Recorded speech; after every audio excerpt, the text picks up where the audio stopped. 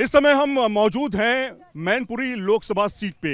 डिंपल यादव जी हमारे साथ इस समय मौजूद हैं और बहुत मेहनत कर रही हैं, अलग अलग गांव में जाकर के चुनाव प्रचार कर रही हैं। मैम, न्यूज़ नेशन में बहुत बहुत स्वागत है आपका। Thank you so much. Ma'am, ये बताइए कि मैनपुरी में हम अलग अलग जगहों पे गए हैं और इस बार हम देख रहे हैं कि चुनाव प्रचार में आप काफ़ी ज़्यादा समय दे रही हैं। अभी आपके ही विधानसभा में योगी आदित्यनाथ आए हैं और जहाँ पे सबसे ज़्यादा आपका वोट माना जाता है, क्या लगता है कि चुनावी मुकाबला टफ होगा इस बार 2024 में? मैं समझती हूँ अब लोग समझ गए हैं कि ये दबाव की राजनीति का दौर का अंत अब होना चाहिए। जिस तरह सभी समाज के लोगों को डराया जाता है, धमकाया जाता है और एक तरह का दबाव बनाया जाता है, तो मैं समझती हूँ कि लोग इससे जागरूक हैं। और जो हमारी मूलभूत जो हमारा मुद्दा है वो है कि युवाओं को रोज़गार और नौकरी नहीं है। किसान हमारा नाखुश इसीलिए है क्योंकि दिन भर वो मेहनत करता है, महंगाई के कारण उसकी जो आमदनी है वो आधी रह गई है और इसी के साथ रात को उसको अपने खेतों की भी सुरक्षा करनी पड़ती है।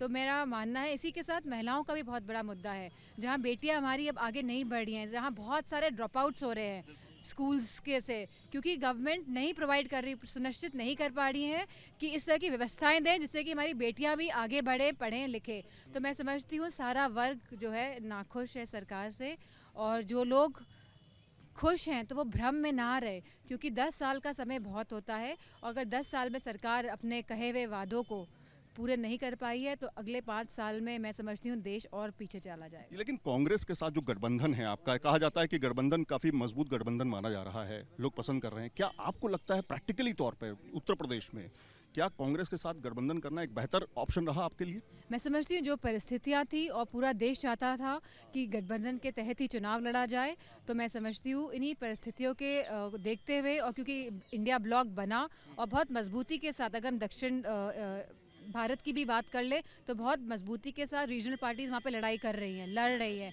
और बहुत अच्छे नतीजे आएंगे। और मैं समझती हूँ कि गठबंधन और इंडिया ब्लॉक और समाजवादी की सरकार बनने जा रही है। अच्छा, आपको 3 लाख से ज़्यादा, 2,88,000 से ज़्यादा पिछली बार जीत हासिल हुई थी, अगर देखें 2022 के बाई इलेक्शन में। क्या आपको लगता है इस बार की जो लोकसभा सीट है उस पर लोग आपको बेहतर तरीके से चुनेंगे या फिर एक टफ मुकाबला देख रही हैं जयवीर के साथ में, क्योंकि वो विधायक हैं इस समय?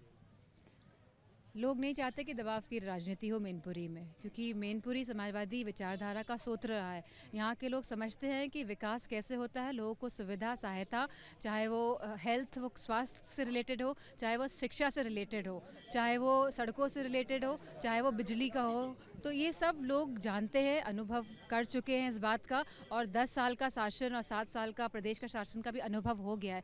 तो मैं समझती हूँ कि मैं सभी लोगों से कहना भी चाहूँगी कि आप एक सकारात्मक राजनीति की तरफ हाथ बढ़ाएं। लेकिन आखिरी सवाल है मेरा, विकास के मुद्दे पर तमाम पार्टियां कहती हैं कि हम चुनाव लड़ते हैं, लेकिन जाति समीकरण ये फिर एक बार फैक्टर बन जाता है, MY फैक्टर। मैं समझती हूँ लोकतंत्र को बचाने के लिए, संविधान को बचाने के लिए सब लोग इस चुनाव में एक साथ आप खड़े पाएंगे। राहुल जी गरीबी मिटा पाएंगे, आपको लगता है, जो उन्होंने बोला? समझती हूँ सबसे पहला मुद्दा होना चाहिए है लोकतंत्र और संविधान को बचाने का, और संविधान अगर बचेगा तो मैं समझती हूँ गरीबी भी कहीं ना कहीं जाएगी, क्योंकि संविधान के माध्यम से जो राजनीतिक हक, सम्मान और अधिकार है वो सभी समाज को सुनिश्चित होगा। न्यूज़ नेशन से बातचीत करने के लिए बहुत बहुत थैंक यू सो मच। तो कुल मिलाकर के आपने देखा कि हमारे साथ में Dimple Yadav ji exclusive news nation पे, जिन्होंने हमें बताया कि दरअसल इस बार की लड़ाई उनकी संविधान बचाने को लेकर। तमाम सवाल हमने पूछे, गठबंधन को लेकर के भी पूछे, उन्होंने कहा कि ये गठबंधन काफी बेहतर गठबंधन है जो कि कांग्रेस के साथ हुआ है। फिलहाल न्यूज़ नेशन पे एक्सक्लूसिव बात करते हुए उन्होंने कहा कि इस बार वो